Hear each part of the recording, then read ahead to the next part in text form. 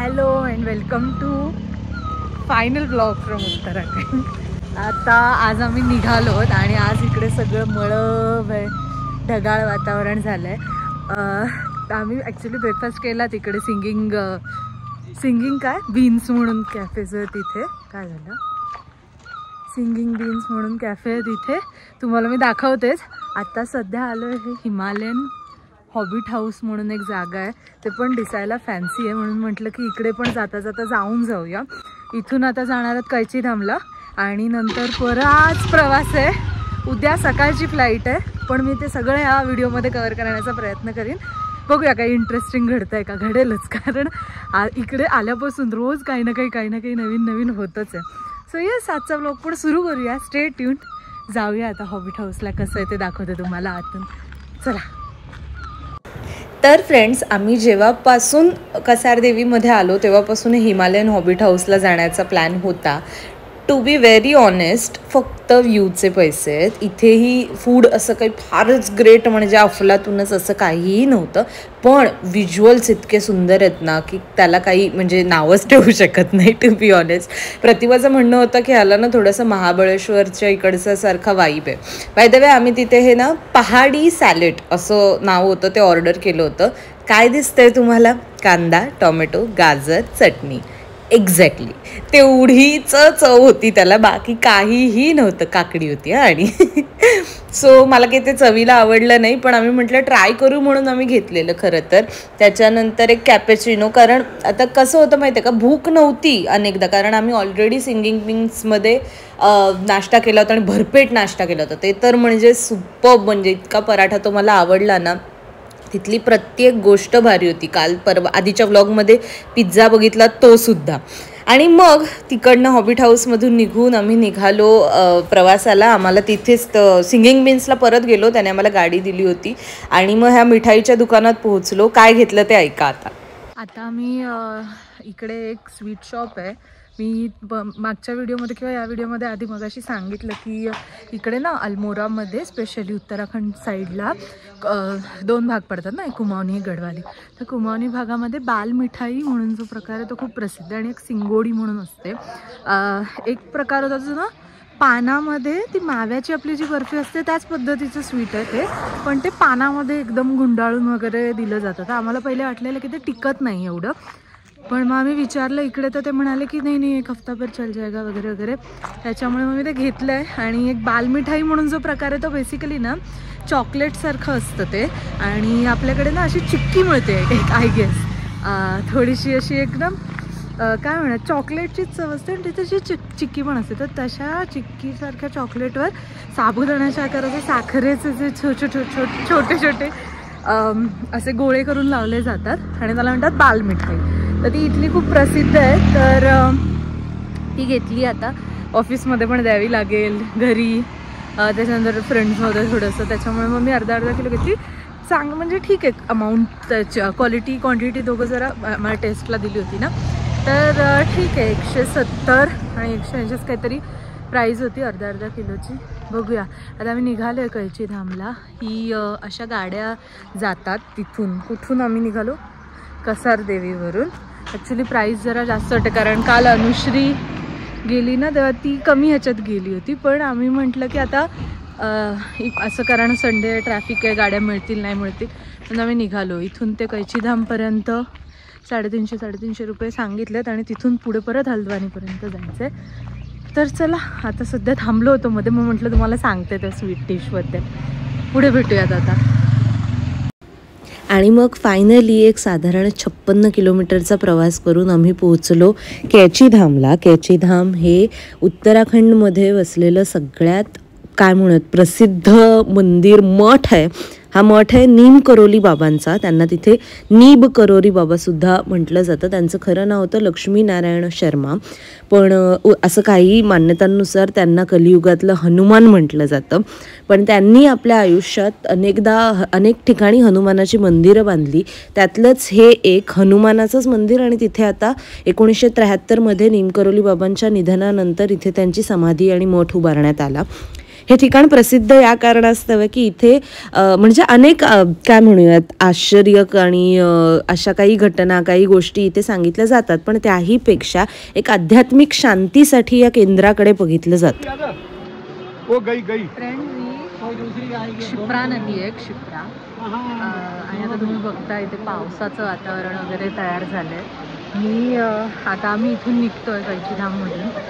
चांगलं झालं दर्शन, तशी गर्दी पण होती कारण आज संडे आहे, पण काय म्हणूयात एकंदरीत त्यांनी जे व्यवस्थापन केलं आहे ते चांगलं आहे. मध्ये एक त्यांनी असा पॅच तिथे ठेवली आहे जागा की जिथे ना हनुमान चालिसाची पुस्तकं ठेवली आहेत आणि तिथे लोक पठणासाठी बसली आहेत, वाचत आहेत आणि जे काही खूप शांत परिसर आहे. आणि स्पेशली म्हणजे मी या काय म्हणते आश्रमाची मठाची तुम्हाला जी माहिती आहे ती देते, पण आत्ता सध्या ह्या ठिकाणून सांगायची झाली तर एक गोष्ट म्हणजे अत्यंत सुंदर निसर्ग आणि त्याच्या मधोमध हे संगमरवरी दगडाने बनलेलं छानसं मंदिर, त्यामध्ये वैष्णोदेवीचं. आतमध्ये मला व्हिडिओ काढता आला नाही कारण तिथे अलाउड नाही आहे, पण सांगते मी की वैष्णोदेवीचं मंदिर आहे. त्यानंतर एक विंध्य मी नाव चुकवू नये म्हणून नाव नाही घेत, पण अजून एका देवीचं मंदिर आहे. त्याच्यानंतर निमकरोली बाबांचं हे असलेली मूर्ती असलेला एक भाग आहे. त्याच्यानंतर श्रीकृष्णाने राधेची मूर्ती आहे, हनुमानाची मूर्ती आहे. जसं की तुम्हाला माहिती असेल कदाचित तर हे मंदिर मुळात हनुमानाचं आहे प्रसिद्ध, आणि निमकरोली बाबा हे सुद्धा हनुमानांचा एक अंश मानले जातात. आता सध्या इकडे गर्दी असल्यामुळे मी फार बोलत नाही, तुम्हाला माझा आवाजही किती ऐकू आला असेल माहिती नाही.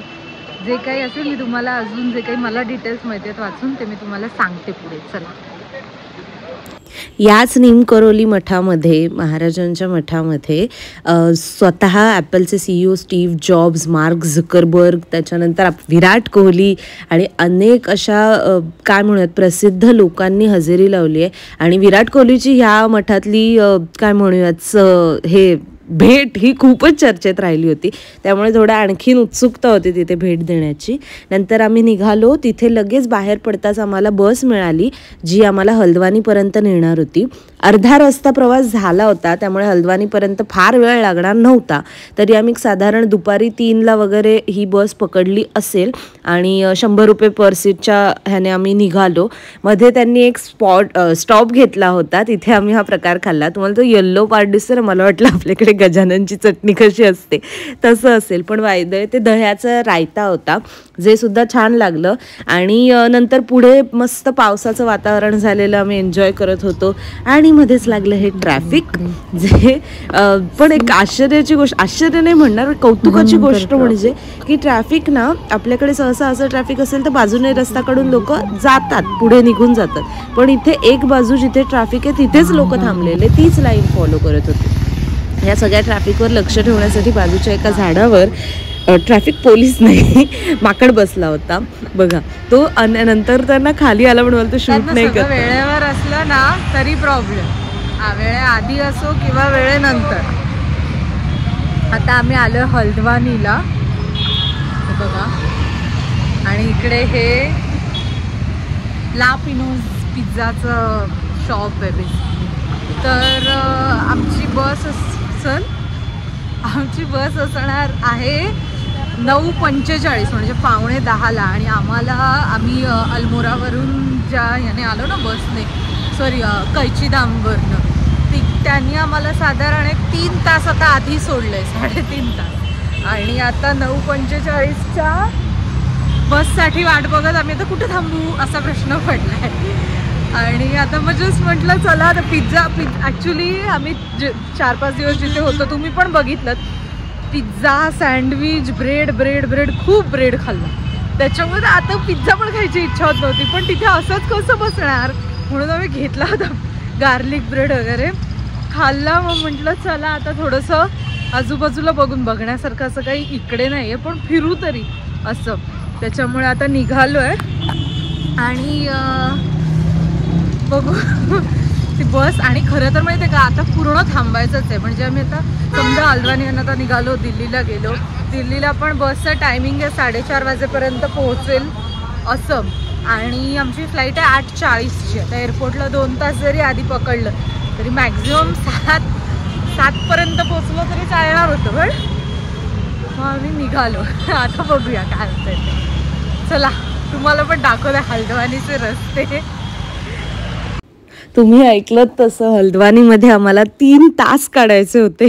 काय करणार किती वेळ त्या लापिनोज पिझ्झाच्या इथे बसणार, म्हणून आम्ही निघालेलो ना बाहेर.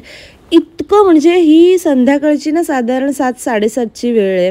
मी आणि प्रतिमा तेच म्हणत होतो की इथे किती शांतता आहे, म्हणजे काहीच नाही आहे. इनफॅक्ट दुकानं पण जी होती ना ती पण अशी म्हणजे एका साईडलाच, आणि असं मे बी घाटकोपरची आठवण आली मला. तिथे शांतता असते असं नाही, पण एक साधारण वातावरण तिथलं तसंच होतं.